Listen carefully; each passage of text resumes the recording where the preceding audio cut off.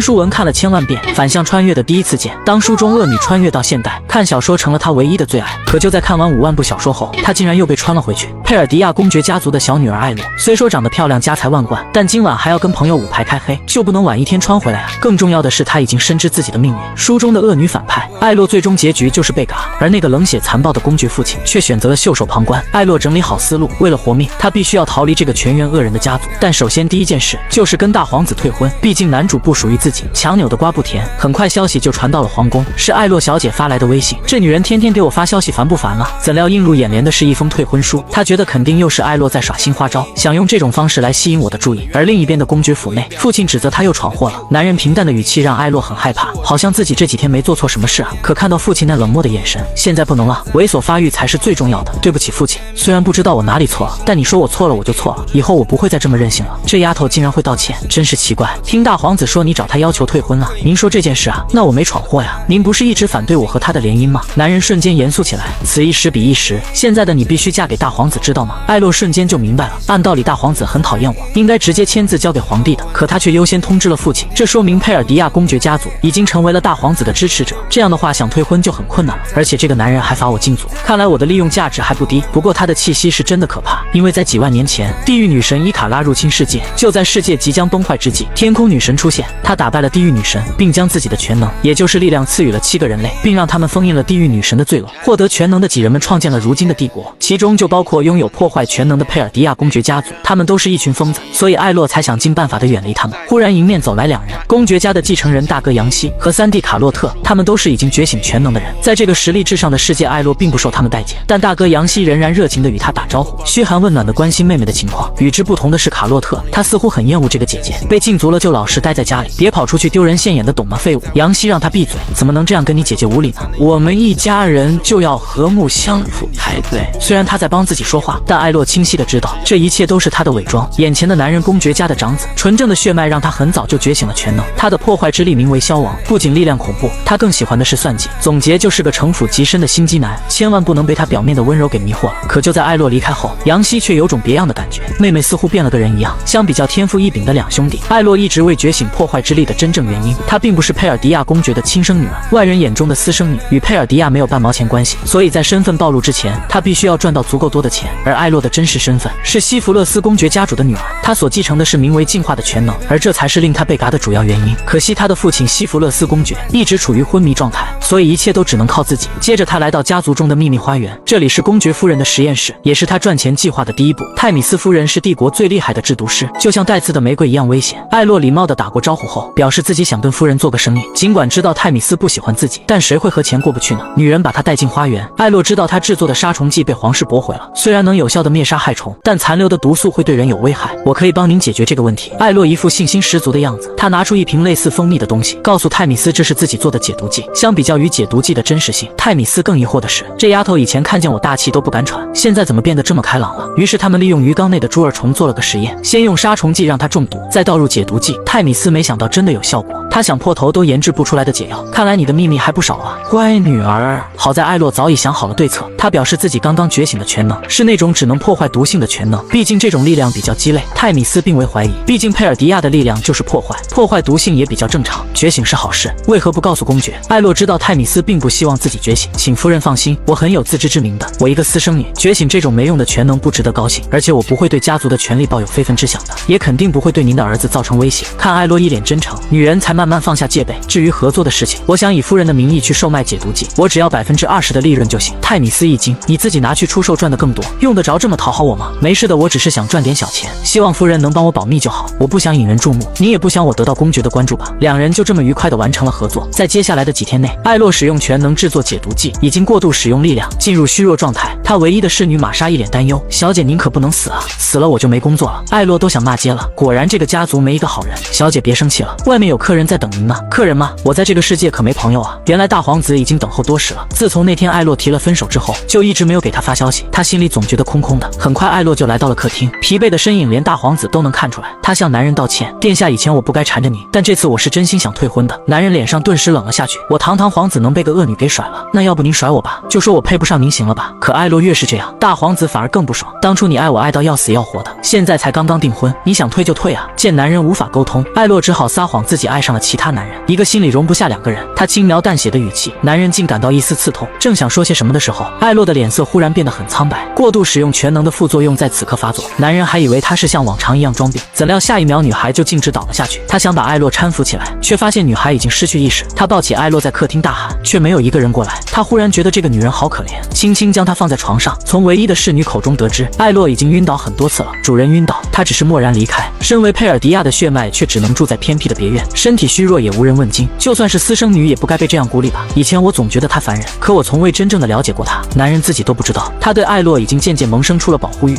当艾洛醒来，过度使用全能的副作用渐渐消失，侍女给他端来了水和药，他才想起来是大皇子帮了自己。他把大皇子的信件递给女孩，皇帝陛下的生日，大皇子说提前半小时来接我。这小子什么时候对我态度变得这么好了？但即便是这样，也抵挡不了他想退婚的决心。赚到足够多的钱，远走高飞才是我的目标。什么男主女主反派的都离老娘远点。然而就在第二天，别院来了个不速之客，父亲最忠诚的辅佐官阿罗德，温柔的表面下却是个阴狠歹毒的叛徒，甚至连自己的死都跟他有直接关系。不仅多次对我暗中使坏，前世的那杯毒酒就是阿罗德给我调包的。拥有净化之力的自己侥幸活了下来，但自己的身份也因此而暴露。他肯定是知道我对大皇子退婚，所以想来打探我的情报。毕竟他是二皇子的人，而佩尔迪亚公爵府支持的却是大皇子。既然是个潜在的威胁，那么优先铲除最好。艾洛准备给他下个套，算是报了前世的仇。辅佐官叔叔，您是个成熟的男人，我想问问您关于感情的问题。您也知道我对大皇子退婚的事情吧？可父亲就是不同意。我现在真的好痛苦，我根本不喜欢大皇子，我现在爱上了二皇子殿下。男人装作吃惊的模样，但实则他已经打探到了有用的情报。叔叔，你会为我保密的吧？我只希望你能旁敲侧击的劝劝父亲，我真的想为爱再冲锋一次。阿罗德表面答应，内心已经笑开了花。私生女就是没脑筋，真好忽悠，却不知他自己才是真正的猎物。只要他告诉二皇子这件事，二皇子肯定会来接近我，这样我就有千万种办法利用父亲来除掉这个祸害。很快就到了皇帝的生日宴，虽然被禁足了，但这种重大节日还是必须参加的。当艾洛来到门口，大皇子早已等候多时，还以为殿下只是随口说说而已呢，没想到您真来了。即使艾洛面带笑容，可男人能明显感受到艾洛是职业假笑，并没有真心为我来接他而感到开心。但该有的礼仪还是得有，毕竟外人眼中两人是已经订过婚的。等到大皇子去给别人打招呼的时候，艾洛知道自己机会来了，他赶紧找了个人少的地方待着。仅仅过了2分半，二皇子就找上门了。阿罗德叔叔啊，你会为你的小聪明买单的。接着他就有一搭没一搭的和二皇子聊着，男人非常得意，我亲爱的大哥，你的未婚妻居然喜欢我，既然这样老子就笑纳了。他甚至还约艾洛在宴会结束后跟自己一起去 KTV 玩玩。艾洛没想到二皇子会这么直接，而女孩转过头鄙视的样子，男人却误认为他是害羞了，于是他直接靠近艾洛，准备伸手牵住女孩，怎么样一起玩玩呗。而这一切也被远处的大皇子看见，两人其乐融融聊天的一幕，大皇子感觉非常不爽，他瞄的难道你喜欢的人就是拜尔特？因为二皇子拜尔特是个出名的花花公子，每天只知道吃喝玩乐，只要是他看上的女人，除了拥有全能的家族之外，没人能逃过他的魔爪。大皇子拳头捏得滋滋响，他准备过去把艾洛给拉过来，虽然自己不喜欢他，但也不能被拜尔特给祸害了。而就在二皇子对艾洛步步紧逼的时候，一个霸道的声音传来，两人转头望去，佩尔迪亚公爵散发着恐怖气息朝着他们走来，打扰了二皇子，我有事找我女儿。接着伸出手一把抓住艾洛，不顾二皇子难堪的脸色，直接带走了女孩。他把艾洛带到阳台外面，告诉他以后离二皇子远点，那家伙是出名的恶心，若是待会加你微信直接拒绝，打你电话直接拉黑，懂吗？艾洛当然知道二皇子是什么样的人，他感到意外的是，父亲您是在担心我吗？艾洛下意识的就问了出来，毕竟公爵可从来不会管我的事情。对，你说的没错，就是担心，可谁担心是板着脸啊？艾洛内心浮现一丝感动，他告诉男人一定要小心阿罗德辅佐官，那天他来找我询问为何要跟大皇子退婚，我觉得他很烦，就随口说我移情别恋喜欢上二皇子了，没想到今天二皇子就主动来接近我。艾洛觉得除掉阿罗德不仅是为了自己，也帮了公爵府一个大忙，算是报答他对我的养育之恩了。却不知就在宴会厅内，两兄弟也同样看到了二皇子的搭讪。卡洛特觉得艾洛就是有病，能和二皇子那种垃圾聊得那么开心，怎料杨希却让他闭嘴，是二皇子缠着妹妹的。但卡洛特仍然觉得就不该放艾洛出门，丢人现眼的。怎料下一秒卡洛特就闭嘴了，因为大哥只有在生气的情绪状态才会下意识使用全能。红酒杯被破坏成了碎片，杨希现在很愤怒，请你不要在我面前讲关于艾洛的坏话了好吗？我甚至都忍不住快对二皇子使用全能了。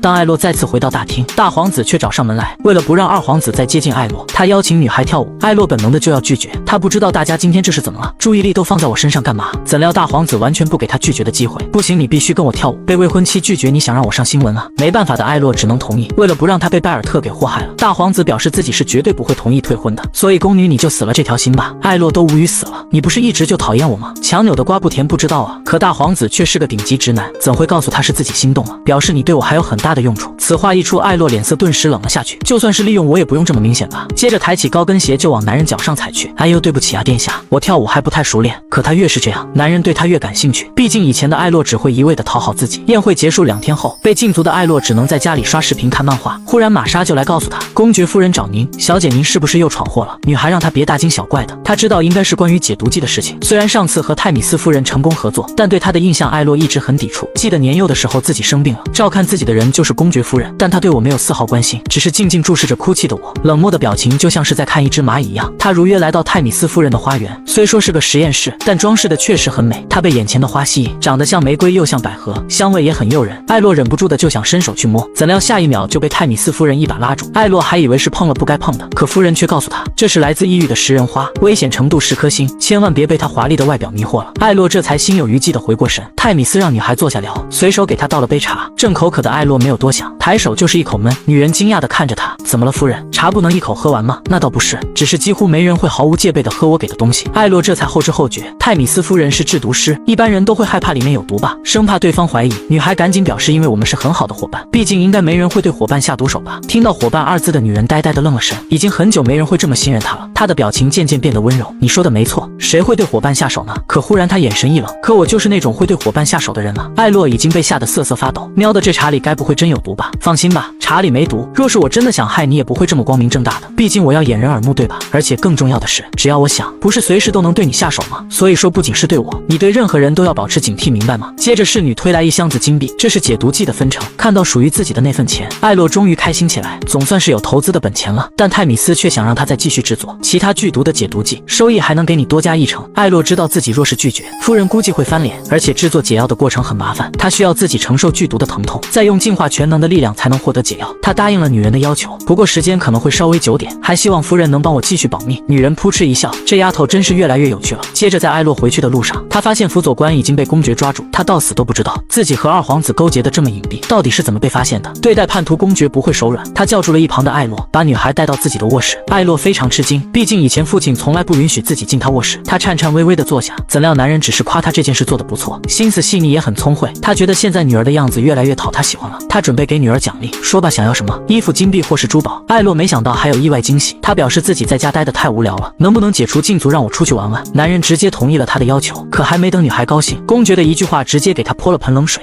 父亲告诉他，你可以出去玩，但必须要让你哥哥或者弟弟跟你一起。而之所以让他们其中之一陪着艾洛，主要就是怕二皇子的骚扰，毕竟一般的骑士可阻挡不了二皇子。但艾洛出门是有正事要做，他一个都不想带，一个都不想带，那就让他们2个都跟你一起，那还是算了吧，一个都够我吃一壶的了。接着艾洛来到骑士的训练场，卡洛特一脸不情愿，神经病啊，老子凭什么陪你去？你以为我很想跟你一起啊？要不是你脑子比较简单，花钱求我都不愿意呢。卡洛特甚至怀疑自己听错了，他竟然说我脑子简单，暴脾气瞬间就上来了。怎料艾洛一脸无所谓，不去就算了，父亲那边你自己去交差。被迫无奈的卡洛特只能妥协，他还警告艾洛不准去跟父亲告状。接着2人就来到商业街，他不知道艾洛出来干嘛的，都转了好几圈了。见他着急了，女孩暗暗窃喜，这才多久啊，就沉不住气了。相比较于心机男大哥，这傻小子好忽悠多了。但卡洛特还是很不解，你堂堂宫女出门不带侍女的吗？我一个人独立习惯了，再说了，遇到危险了不是有你保护我吗？毕竟卡洛特你这么厉害。被艾洛一夸，卡洛特瞬间得意起来，女孩直呼果然是个傻小子，但他那强大的力量也是毋庸置疑的。放眼整个帝国，卡洛特都是剑术天才，而且他觉醒的是名为地表崩坏的全能，能够破坏所有土属性物品。他们来到名牌女装店，艾洛要想办法把他给支开了。你去东街给我买巧克力蛋糕吗？我好想吃的。不是，这里是西街，刚刚路过东街的时候你怎么不买？你让我现在给你当跑腿啊？他觉得艾洛就是借着机会整他。没事，你不想帮姐姐买就算了，大不了回家后我告诉父亲，你帮我买个蛋糕都不乐意。来自亲爹的血脉压制，卡洛特瞬间就害怕了。可恶，算你狠，你确定只要蛋糕哈？别待会我买回来你又要别的。对，就是巧克力。力蛋糕，谢谢你了哦，卡洛特。支走卡洛特后，女孩用最快的速度来到魔塔，这才是她此行的目的。里面处处充斥着魔法的气息，她径直的来到前台，工作人员态度似乎很差，可听到艾洛是来投资的之后，她瞬间变脸，随即用魔法召唤了个凳子让女孩坐着。来，贵客请用茶，毕竟我只认钱不认人。艾洛表示自己要指定投资魔法师，一个名为埃尔比的魔法师，因为他知道未来不久后，埃尔比发明的魔法道具会一夜暴富，而此刻正是他最低迷的时候，这笔投资肯定会大赚一笔的。工作人员递给他投资合同，而艾洛也保险的用了假名字。解决完这件事后，他心情大好，钱的问题暂时初步完善了，现在要快点回到服装店，不然那小子肯定要发疯了。却不知另一边的卡洛特早就发疯了，特别是老板告诉他宫女进来2分钟不到就走了，而这边艾洛却在回去的路上被人悄悄盯上了。一个男人已经跟着他很久了，忽然他就朝着艾洛冲了过去，径直的伸出手，一把抓住艾洛，表情非常激动，男人的手甚至还在颤抖。艾洛一把将他甩开，神经病吧，大白天你要干嘛呀？看清这个人后，他长得很帅，但艾洛的印象中却从来没有这个人。男人温柔的看着女孩，对不起，弄疼了你吧，但我实在太激动了，终于找到你了，尹秋天。听到这个名字的艾洛瞬间后背发凉，因为尹秋天是他穿越前在现代的名字。你到底是谁？怎么知道我是尹秋天的？一种强烈的不安充斥女孩全身。可忽然远处的动静传来，是卡洛特找他找了过来。可恶，这傻小子怎么偏偏在这个时候？可下一秒，男人就轻轻贴近他耳朵，别担心，我会再来找您的。当艾洛转过头的时候，男人已经消失不见。而就在这一刹那，他感觉自己的心被什么给迷住了。虽然只是短暂的相遇，但自己的内心为何不停颤抖？你到底是谁？可他却什么也想不起来。忽然，卡洛特一把拉住他，他非常生气，指责艾洛不该乱跑，要是遇到坏人怎么办？却不知此时的艾洛心情非常糟糕，一把甩开卡洛特的手。你假惺惺的紧张干什么？不管我出什么事，好像都与你无关吧？真是搞笑。从小到大，不是你最希望我消失吗？如果是害怕父亲责怪你，那么大可不必，我不会告诉父亲任何事情的。卡洛特竟忽然觉得有些委屈，自己刚刚是真的在担心他出事。回想起小时候，因为听到侍女议论艾洛这个私生女就知道哭，好像就是他来了之后，公爵和夫人就变得疏远了，所以卡洛特才这么讨厌艾洛的。他觉得爸爸妈妈关系变差都是因为艾洛，所以从小到大，他一有机会就欺负艾洛，各种难听的话对着艾洛攻击，却不知很大部分原因都是侍女在从中挑拨。如今的艾洛虽然忘不掉那些过去，但他觉得这些都无所谓了。现在的当务之急是找到那个神秘男，黑发赤瞳的男人。他为什么知道我前世的名字？当他回到家后，发现家里全是巧克力蛋糕，这傻小子买这么多，把蛋糕店包场了吗？他让玛莎把蛋糕分给其他侍女吃了吧？看着镜中的自己，尹秋天，难道他也是从那个世界来的吗？同一时间的主宅内，杨希看着手下的报告，妹妹去魔塔干什么？还支开了卡洛特。更重要的是，这个赤瞳男人，他应该从来没有接触过艾洛吧？他觉得妹妹真的变了，不仅能发现辅佐官和二皇子勾结，连以前讨厌他的母亲，现在都经常约他喝茶聊天，而且父亲对他的态度也有明显变化。这里面到底隐藏着什么秘密？完全想不通啊！他让手下继续监视着艾洛，一定要保护好他的安全。而这边的艾洛刚刚坐下，就收到了大皇子的微信：你是没事做吗？约我喝奶茶干什么？老娘不去！怎料第二天大皇子就找上门来，不知道为什么，他现在但凡有时间就想和艾洛待在一起，处于贵族该有的礼仪。艾洛还是一如既往的职业假笑，只是他没想到大皇子脸皮会这么厚，他竟然还要留在公爵府吃饭。他在这里的话，我作为未婚妻就必须陪着。艾洛表示自己就是想单独静静，这很难吗？餐桌上，他已经很久没跟公爵他们共餐了，气氛还是一如既往的压抑。趁着大皇子也在，公爵说出了家族目前面临的困境。安吉洛斯家族现在已经进入魔法军团领域，他们把新发掘的几个魔石矿山都买下来了。虽然目前对我们没有影响，但长远看来，若是魔石被他们垄断，我们家族的生意在材料补给上肯定出现问题。艾洛知道这个所谓的安吉洛斯家族，他们拥有再生的全能，而他们家主的野心非常大，他妄想成为所有全能家族之首，甚至想把皇室给踩在脚下，所以才在饭桌上与大皇子一同商量对策。当然，目前再去收购魔石已经没用了，到最后只会打成价格战，最终很可能亏损。艾洛对这一切毫不关心。第一，这些家族战争不关他的事；第二，他知道未来的杨希会想到解决办法，所以还是该吃吃该喝喝的就行。可下一秒，公爵就叫住艾洛，并表示想听听他的想法。女孩顿时一愣：你们聊就行，扯上我干嘛？而杨希却表示妹妹应该不擅长做生意，父亲别为难她了。怎料公爵脸色瞬间冷了下去：杨希，我需要你来教我做事啊！面对父亲的压制，杨希乖乖地低下头。而艾洛忽然觉得，要不把杨希未来的办法给偷过来自己用，说不定还能得点奖励。反正杨希也不是什么好人。于是他告诉男人，虽然安吉洛斯垄断了所有魔矿，但你反过来一想，他们现在的财力肯定非常紧张，他们制作魔法军团所需要的可不只是魔石，把其他的材料给他反垄断不就行了吗？最后再高价卖给他们。此话一出，餐厅瞬间安静下来，甚至连夫人都对他露出赞赏的表情。而艾洛不知道的是，公爵家族的所有人，包括大皇子在内，对他的态度已经产生了翻天覆地的变化。大皇子忽然觉得艾洛很陌生，他和以前判若两人。他房间内那些可疑的药品，还有公爵府对他明显的改变，一股强烈的好奇心笼罩着他。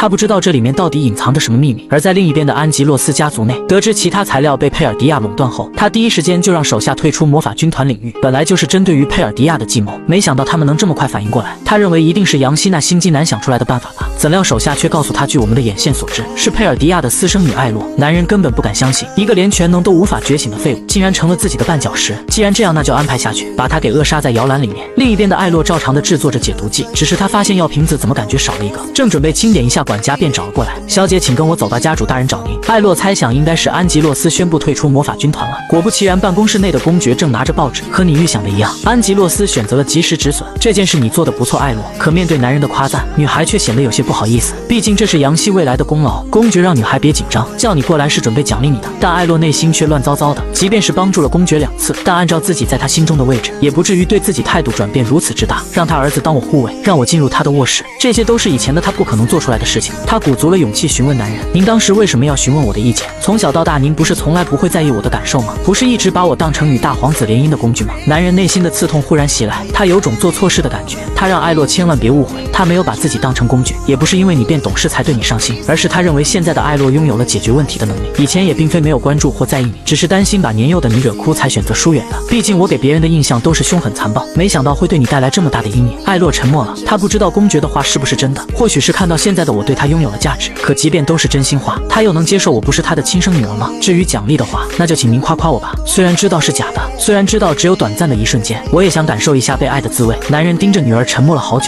内心刺痛的感觉愈发强烈。他抬起手，轻轻放在艾洛头上拍了拍，做得不错，我的女儿。艾洛从未见过如此温柔的公爵，那一瞬间就像是自己真正的父亲一样，他眼中饱含着泪水。从公爵房间出来后，迎面撞上了卡洛特。你怎么在这里？还从父亲的书房内出来？艾洛一点不想搭理他，径直的掠过他离开。卡洛特的暴脾气瞬间上来，竟敢无视我，于是伸手一把抓住艾洛。可看清女孩的脸颊后，卡洛特忽然莫名的开始慌了起来。哎，你别哭啊，难道又犯错被父亲惩罚了吗？艾洛真想撕烂他的臭嘴。我之前就说过了，不管我发生什么事，都与你无关，所以我们井水不犯河水，可以吗？女孩的冷漠让卡洛特感到非常不舒服，她的语气渐渐缓和下来。我不是故意拉住你的，只是想告诉你今晚安静的待在房间，别出门，因为今天是3年1度的月食之夜。艾洛也忽然想起来原著的设定，月亮被黑暗吞噬的日子，地狱女神的恶将很难被压制，拥有全能的家族会无法控制自己的力量，而佩尔迪亚人也会在今晚疯狂的暴走。当然，不同全能的情况也各有不同，自己拥有的是进化之力，所以不会暴走，但继承破坏之力的佩尔迪亚就另当别论了。记得3年前我在卧室喝茶，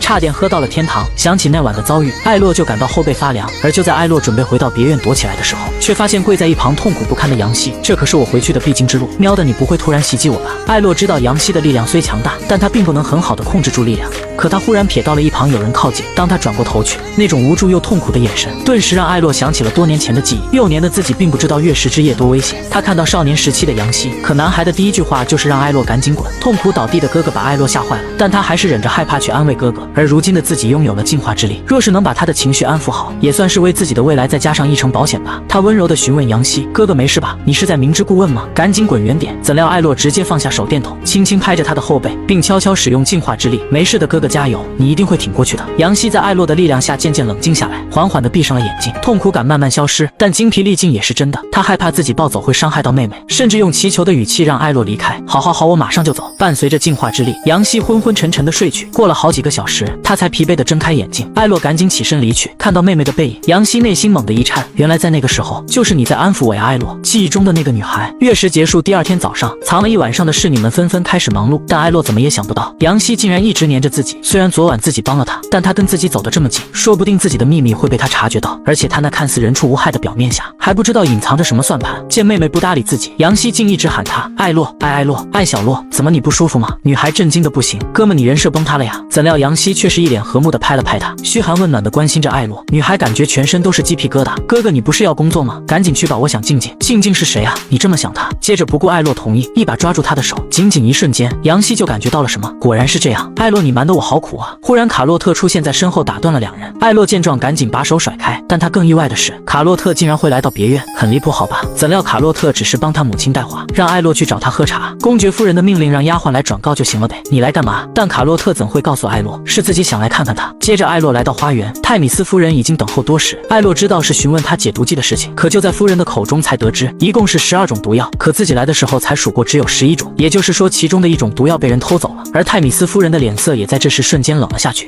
他很害怕，好不容易建立起来的好感会就此消失。怎料泰米斯夫人并未责怪他，丢东西不是你的错，把幕后凶手找出来就行了。女孩暗暗松了口气，还好她没生气。相较于丢东西，她更好奇的是，听说最近卡洛特和杨希都缠着你啊。艾洛吓得刚刚喝掉的茶都差点吐出来，他认为夫人一定不愿意自己和他儿子走得太近，赶紧表示自己会尽量远离他们的。说完就光速跑路了，毕竟夫人给的压迫感有点太可怕。而就在艾洛走后，泰米斯却露出一抹耐人寻味的笑容，有趣有趣，真是太有趣了。另一边的皇宫内，大皇子拿着那瓶丢失的毒药，手下告诉他这是剧毒，男人瞬间就联想到佩尔迪亚公爵府内只有泰米斯夫人才有能力制作这种东西，他表情渐渐变得惊恐起来。之前在公爵府就觉得艾洛有秘密，可若是公爵夫人要故意加害艾洛，这种方法也太愚蠢了。想起之前艾洛晕倒的时候，他手腕上的伤口，一个可怕的猜想在他脑中浮现。第二天，因为艾洛要出门上街，卡洛特也被迫的只能跟着。不过这次他的反抗情绪似乎没那么强烈，他找着话题想跟艾洛聊聊天，可女孩根本不想理他。忽然下一秒，一阵剧烈的晃动传来，艾洛回过神的时候，卡洛特已经做好战斗准备，紧盯着窗外，让艾洛待在车内别出去。女孩反应过来这是袭击，仅仅过了几分钟，车外的声音便停了。可当她打开车门，却发现卡洛特已经身受重伤的半跪在地上。强大的佩尔迪亚直系血统，拥有破坏之力的他竟然不敌。原来刺客们是有备而来，他们使用了能短暂封印全能之力的魔法道具，所以卡洛特才因此而中招。刺客抓住机会一刀斩向男人，千钧一发之际，艾洛拿出夫人的毒药，径直的砸向刺客们。趁着他们愣神之际，艾洛一把将男人扶起来，骑上马赶紧跑。可剩余的刺客已经追了上来，马儿也大叫一声停止了奔跑。很不幸的他们来到了死路，艾洛简直欲哭无泪，今天点子也太背了吧喂！令人意外的是，卡洛特却在此时跳下马，他让艾洛找机会溜，他留下来拖住刺客。女孩内心忽然莫名的感动，这个恨不得自己消失的男人竟然会为了自己拼命。可全能之力暂时无法使用，仅靠卡洛特一人根本拦不住刺客，另一个人越过他直接劈向艾洛。马儿受到惊吓将女孩晃了下去，他不受控制的掉下了悬崖。卡洛特慌张的冲向女孩，扑下去伸出手，可惜还是晚了一步。而刺客们忽然纷纷撤退，卡洛特这才知道他们的目标原来是姐姐。一种剧烈的疼痛侵袭他的内心，他很害怕很害怕姐姐会忽然离他而去。他忽然想起小时候自己欺负过姐姐的点点滴滴，他好内疚，他好后悔。对不起姐姐，是我错了，你一定要好好活下来啊！他赶紧回到家告诉父亲。公爵立刻集结了公爵府的所有力量，眼神阴冷的让人害怕，无论用什么手段都要把艾洛给我找回来。甚至一向冷静的杨希也变得非常浮躁，他很担心很担心，他指责卡洛特是个废物，一个魔法装置就能让你受伤。自责的卡洛特低着头一言不发，尽管拖着受伤的身体，他也要和父亲一起去寻找艾洛。至于幕后凶手，千万别让我查出来你是谁。而这边的艾洛已经认命，但小说作者不允许，所以他又幸运的获救了。而救他的那个男人，就是之前见过的赤瞳神秘男，知道他穿越秘密的男人。他很温柔，您休息吧，现在已经安全了。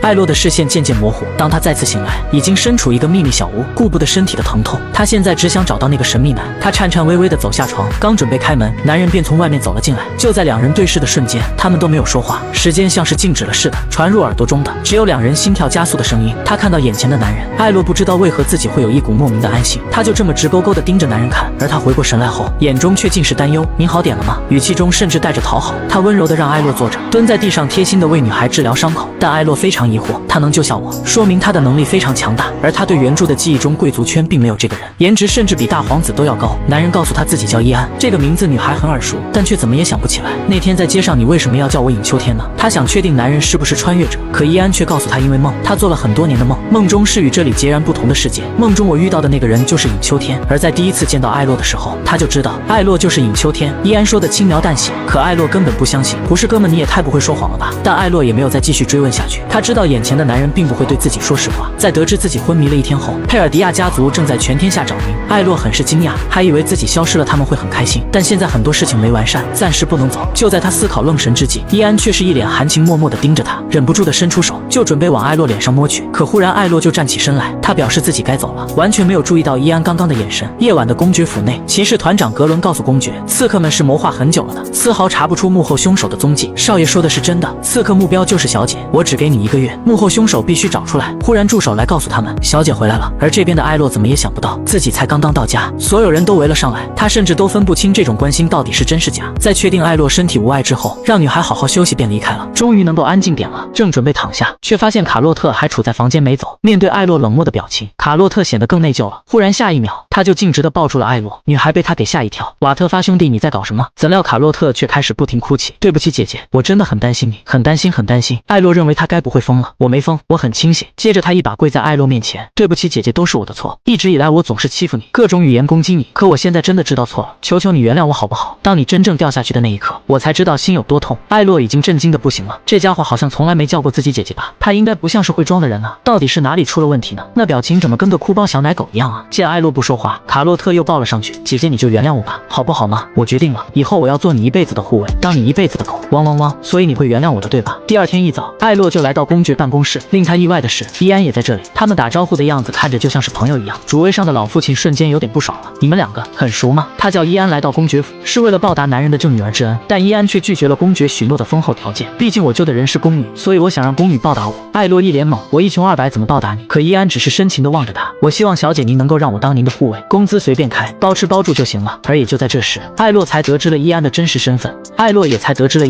身份。他是帝国的英雄佣兵王，曾在战场屡次立功。不仅如此，伊安还是鹰之骑士团的团长。因为平民出生的他从不参加贵族聚会，才让艾洛一时间没想起来他的身份。可当我的保镖对你的职业上升没有帮助啊！女孩话都还没说完，伊安便告诉他，因为二皇子在想尽办法的拉拢我，虽然我极力想避开皇室的权力争斗，很显然我现在身不由己无法避开，但二皇子那种人我实在看不惯，所以当你的护卫就相当于直接站队大皇子了。女孩没有多想，就算伊安是有目的接近我的，这个理由也足够充实了。但父亲却表示不同意，他认为女儿对这个陌生的男人太过于信任，会不会有一种可能，他和那些刺客是一伙的？否则怎么会这么巧刚好救下你呢？但艾洛已经下定决心，他一定要搞清楚伊安的秘密，因为尹秋天这个名字就如烙印一般永远挥之不去。见女儿这么坚持，公爵只能无奈同意，但他肯定会暗中派人盯着伊安的。鹰之骑士团内，伊安手下很好奇，老大怎么和佩尔迪亚家族牵扯到一起去了？毕竟您不是很讨厌那些贵族吗？伊安确实讨厌贵族，但那个女孩除外，他的脑中全是艾洛的身影。尹秋天，这一世我一定会守护好你的。而这边的艾洛心情大好，不知道怎么的，他想到伊安就会涌现一股莫名的安心感，甚至面前的苦丁茶都觉得格外香甜。忽然杨希和卡洛特找了过来，他们似乎很开心一样。卡洛特还一口一个姐姐的叫着，他们过来的目的是让艾洛挑选一个同伴，明天皇妃宴会的同伴，姐姐快点选一个吧。怎料艾洛直接丑句，他要和伊安一起去。两兄弟顿时愣住，那个臭小子竟敢抢我们的位置。但杨希却陷入沉思，他的眼中闪过一丝阴冷，但又忽然变得温柔。他慢慢走到艾洛面前，轻轻握住他的手，一定要相信哥，别和那个人走得太近。看到杨希的表情，艾洛觉得他肯定知道些什么情报。杨希作为家族中最腹黑的心机男，肯定不会无缘无故提醒我的，而且他的情报网也很广。但杨希根本不告诉他关于伊安的事情，反而扯谎表示就是单纯看不惯伊安。回过神来的艾洛才发现，杨希竟然一直摸着自己的手，甚至还娇滴滴的表示，之前你掉下悬崖自己吓坏了，现在捏着你手才能安心点。艾洛还在震惊之余，卡洛特表示不服，大哥能牵我也要牵。接着艾洛就看到一生难忘的画面，这两个高傲的佩尔迪亚人竟然抢着牵自己的手。第二天的皇妃宴会厅内，皇妃很早就来到会场，今天是她组织的宴会，还有一个紫发女孩，她名叫罗亚，是安吉洛斯的独生女，在家族中备受宠爱。安吉洛斯家族也是二皇子的支持者，所以特立皇妃对她格外照顾。可罗亚却是个极为自傲的人，她认为自己是贵族圈最美的女人，所有人都应该以她为中心。但直到艾洛的出现，伴随一同的还有鹰之团长伊安，众人的目光瞬间转移。